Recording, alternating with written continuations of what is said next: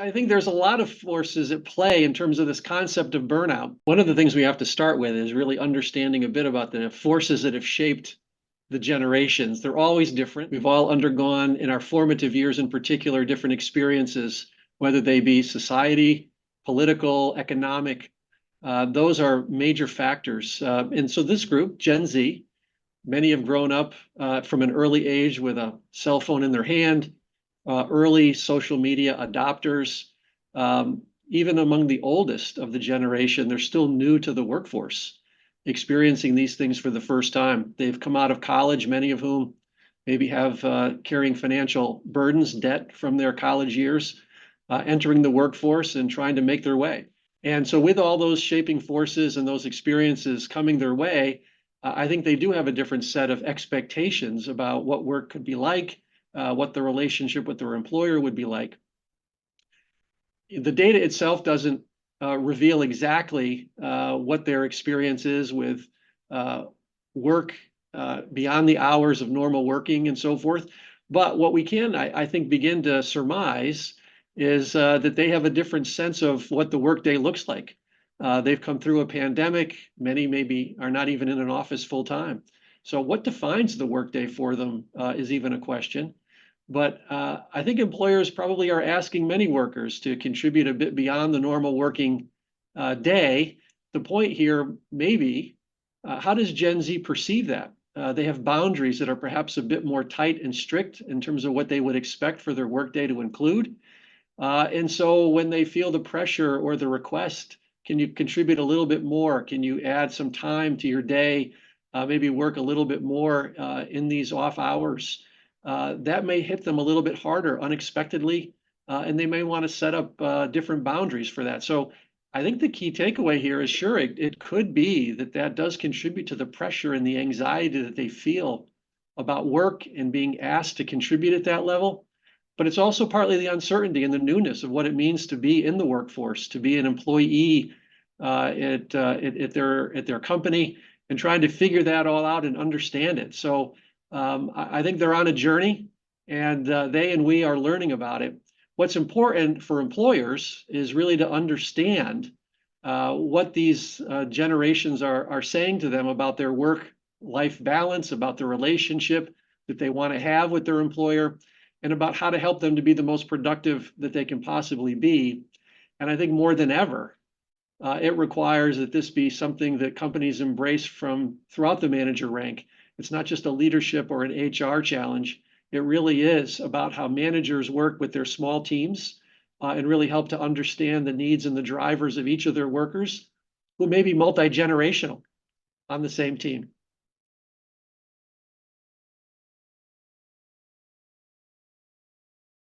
First is, again, Gen Z, new to the workplace. They're learning about these things for the first time. Again, the earliest or the oldest among the Gen Z population is about 26 right now. So in many cases, maybe just coming off of their parents' benefit program and thinking about, how do I enroll and begin to steward this journey myself? This is a whole different experience for them. They have been presented with content their whole life, easy access, information available on the internet, the web has been really their backyard now for their whole life. And so they're expecting to be able to find the information with ease.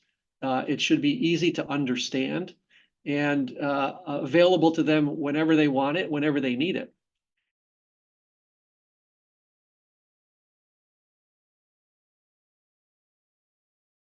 This is a place where, research scratches at an issue and begs for more research, a deeper understanding of what really is their definition of family and caregiving, and how do they see that at this young age. And it comes back, I think, likely to something along the lines that we talked about earlier, which is that they have a definition of what their work-life balance ought to be and the boundaries between personal and employment, and a sense probably not that they need to be perhaps giving care to somebody, but engaging with family and friends and having the time and the freedom and the flexibility and the opportunity to do that, part of their own mental well-being, part of the way in which they build their social network, their personal networks.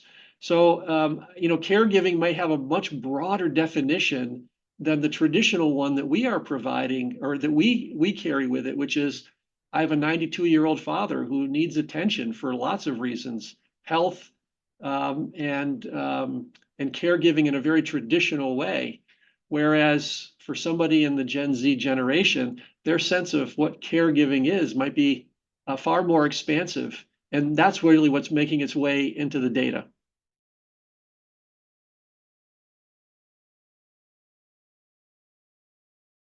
It certainly appears that Gen Z is more tuned in to how these factors influence them, their physical well-being, their mental well-being, their financial well-being.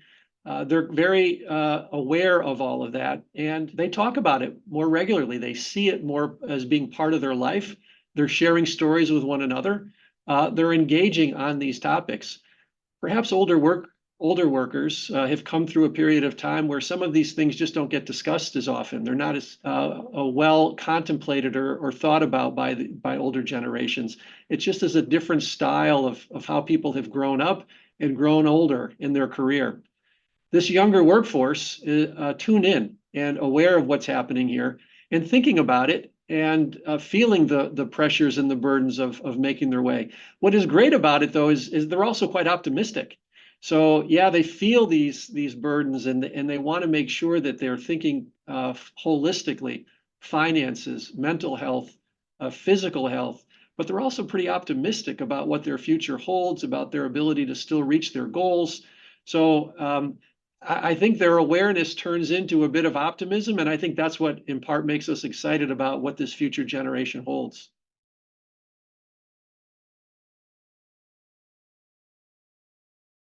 This it gets into a hot button issue, Don. I think you're probably pretty familiar with how companies and workers are wrestling with this issue of returning to offices. What does it really mean to be in a hybrid or a remote environment? And I think, part of this is that particularly if you're just starting out your career and you're thinking about your journey, the mentorship, the learning, the networking opportunities that come with working in an office help you to forge those connections. And I think that whole journey is still continuing to unfold in front of us. But clearly, we have a workforce here early in their journey, early in their career, looking for and craving those connections. It also, I think, reflects a fundamental reality, which is that in those years, uh, not really wanting just to be holed up in your bedroom or basement somewhere, not able to really engage with people on a personal level. So establishing these connections, I think, is huge for the generation, for the workforce at large, and finding new ways to do it. We are in a world where hybrid technologies and so forth are going to be part of the workforce. And I think employers are finding ways to be more creative. And it does require managers because everything really will come back in many ways to you're on a small team, you have a group of colleagues, and you have a manager. And how does your manager engage you and facilitate that engagement over time so that you as a young 20-something starting out your career can really feel like you're building the expertise and the knowledge that will lead to that greater career journey and progression that you're looking for. So these things have to fit together, and employers create a dynamic where managers can then live into those values and those behaviors and have the tools, both technology and from a leadership standpoint, to know how to perform that way. So it is a change to how cultures evolve and how cultures will work in the future. And I think engaged HR teams and leaders are driving this kind of capability deeper into their organization to really nurture and create the environment that Gen Z does want to have as part of their career progression.